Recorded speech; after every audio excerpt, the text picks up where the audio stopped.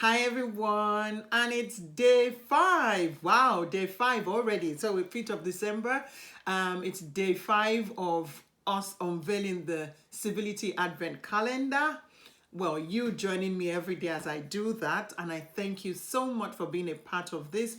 Thank you for your comments, thank you for your likes and shares. I really do appreciate that. For the benefit of those who are just watching for the first time, we are on a journey of unveiling 25 rules of considerate conduct, and I've taken that, like I said earlier when I started, that the nuggets for this year will be taken from a book called Choosing Civility, and that's by Dr. P.M. Funny.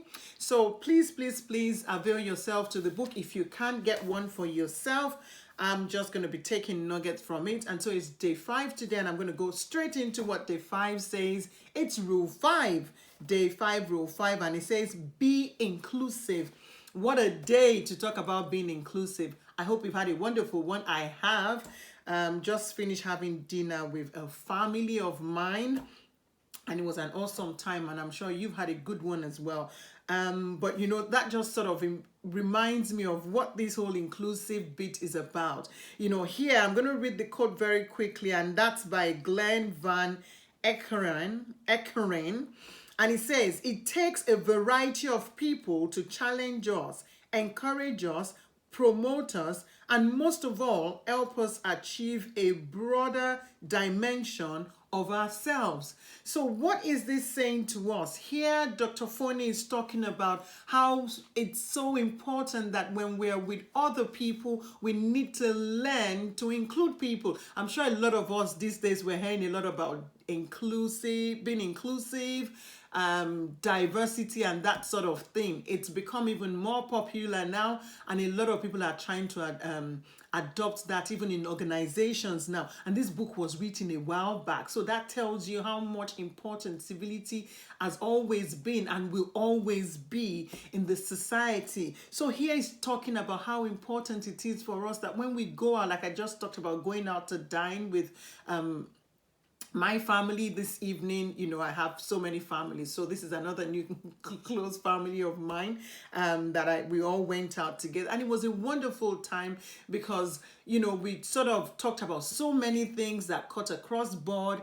That's one rule when you go out with people. It doesn't necessarily have to be going out to eat. It could even be in the office, anywhere, social gathering, or outside where you have other people.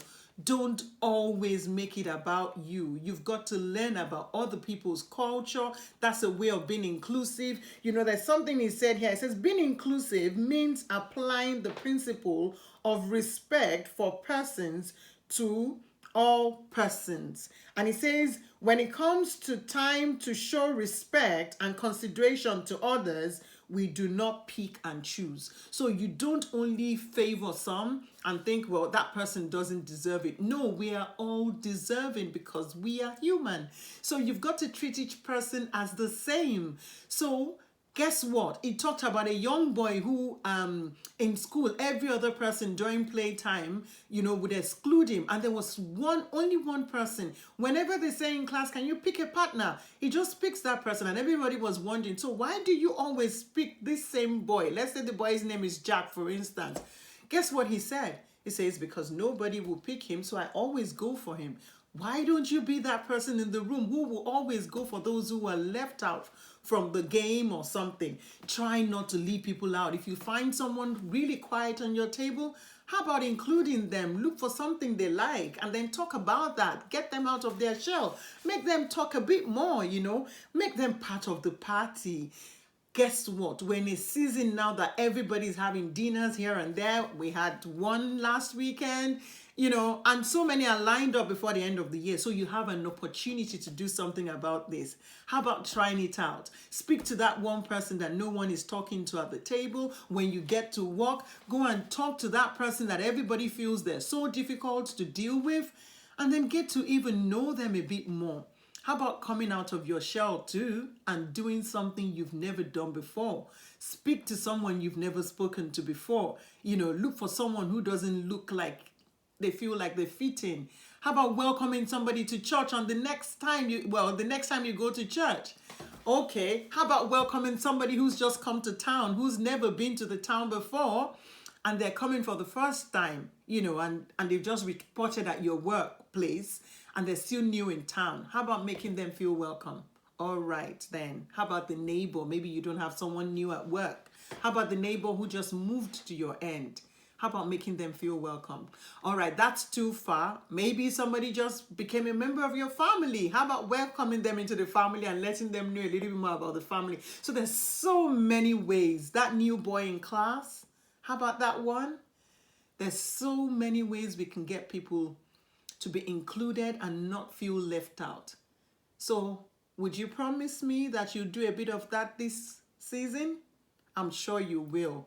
Till next time, it's your friend Buki Odishote again, and I look forward to seeing you tomorrow. Thank you so much. Have a good evening.